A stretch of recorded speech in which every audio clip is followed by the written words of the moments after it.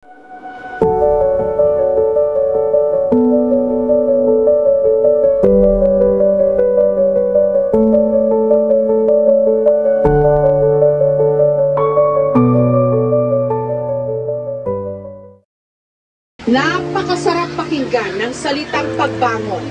Bagamat alam ng mga tiga-Marawi na hindi madali ang kailangan pa nilang tahakin bago ito tuluyang mangyari. Pero sa ngayon, kailangan nilang umasa.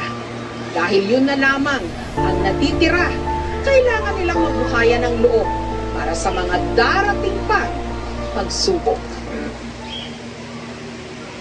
Matagal nang wala ang inyong mga magulang, kaya napagdesisyonan naming tatlo na pag-iwa-hiwalayin muna kayo. Ayoko! Hindi ako papayag! Ngunit wala kayong magagawa. Hindi kayo kayang buhayin ni Emir. Oo, totoo. Kaya Emir, sa akin ka mapupunta. Maila, sa akin ka. At sa akin ang bunso. Ano ang tingin niyo sa amin? Bagay para paghati-hatian? Kayo na nga ang tutulungan. Hindi namin kailangan yung tulong niyo. Kita mo na? Ganyan ba kayo pinalaki ng magulang nyo? Huwag mong inadamay ang mga magulang namin na namayapa na. Alam mo, tara na!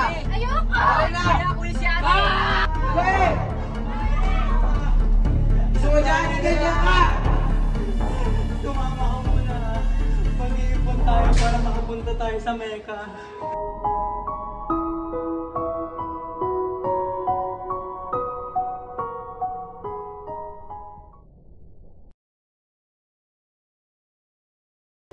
Paglamitin niyo mga anak, kahit anong mangyari, pumunta kayo sa Mecca.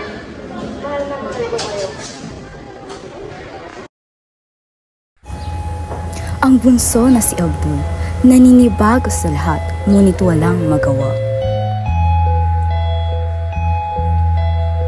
Nasanay siyang kasama ang mga nakakatandang kapatid, kaya naman hinanap-hanap niya ang boses ng mga ito.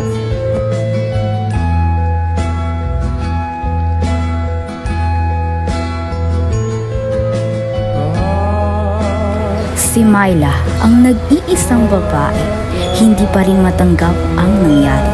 Ngunit, katulad ni Abdul, wala rin magawa.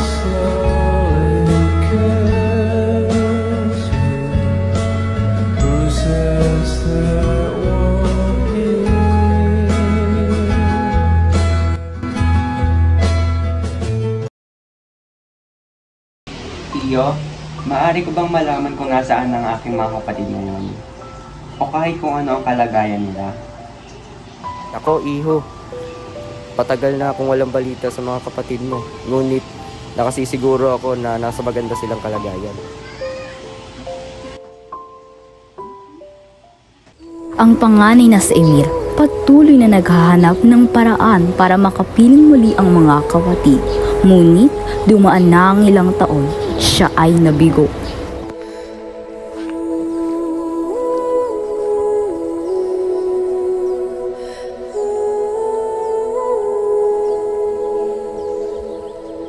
Sa hindi inaasahang pagkakataon, siya ay muling nabuhayan ng loob.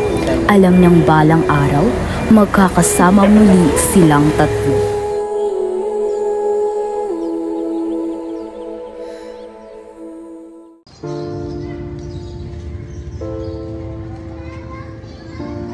Nandito sila. Sana nandito sila.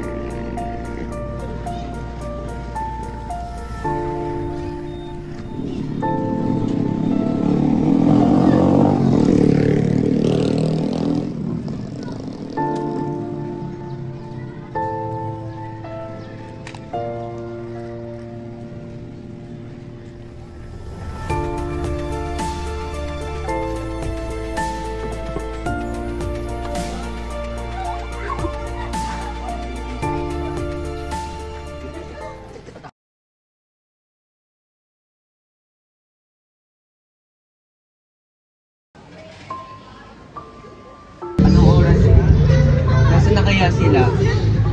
Pagtapos ng mahabang panahon, sa wakas,